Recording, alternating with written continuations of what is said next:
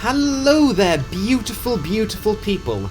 I am here once again with a quick and handy recap of last week's episode before we dive into tomorrow's new episode of Icewind Dale, Rime of the Frostmaiden.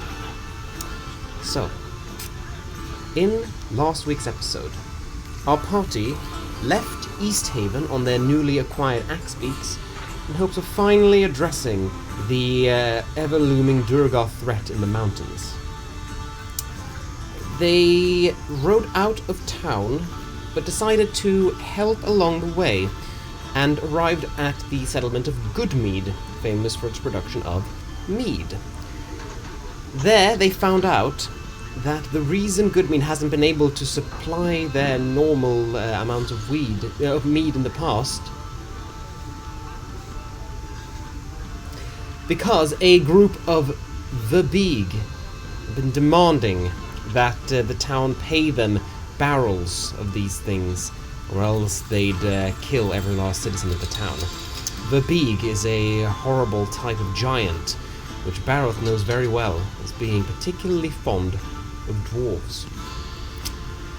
Now, Tonna saved a fox by buying it off of a merchant who was going to eat it for lunch, and named this fox Floof.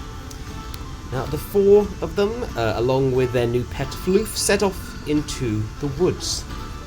Halfway through the forest, on their way to hopefully being able to either kill these Behm or persuade them to stop harassing the town, halfway there, they encountered a strange elemental creature, the likes of which the party had never seen before.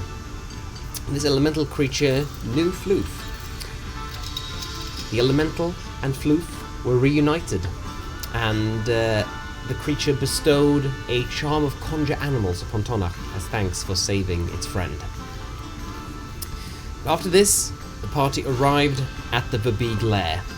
They began to explore it, but unfortunately a fight broke out almost instantly. This Behm that lived in the cave, Doug, along with his friend, an ogre named Friend, put up a valiant battle against the party. Part of this was that Doug lifted up Baroth and carried him off. Baroth's response to this was to cast heat metal on his own armor, causing Doug to drop him. But in the middle of this battle, Gang, Doug's boyfriend, arrived for their scheduled date, and a tense confrontation ensued, but Lucius used his intimidation tactics to allow the party to leave. This was in one of the, I believe, 5 natural 20s that Lucius rolled that night. A bizarrely lucky evening for Lucius. Before they left the Behm lair, Baroth wrote a letter for them in Giant, persuading them to try diplomacy instead. For if they kill everyone in the town wouldn't be able to make mead for them anymore. Something worth thinking about. The party then returned to Goodmead. But didn't have much time before they found out that Gang, Doug, and Friend had followed just behind, having read Baroth's letter and liking the thought of it. They suggested they help the town out as hired muscle in return for a regular payment of mead.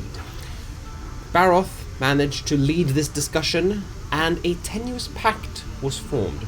Some members of the city welcomed this with open arms, others were a little bit more apprehensive. But in response to this, the party was approached by someone named Olivessa, who was apparently running for becoming the new speaker of Dugan's Hole. Apparently there's an election in town, but Olivessa doesn't want the job. She was only running so that Shandar, the other candidate who has close ties with Neth Maxildenar from Targos, doesn't win.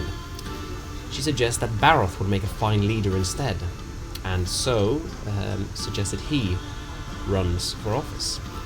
Baroth promised he'd think of it.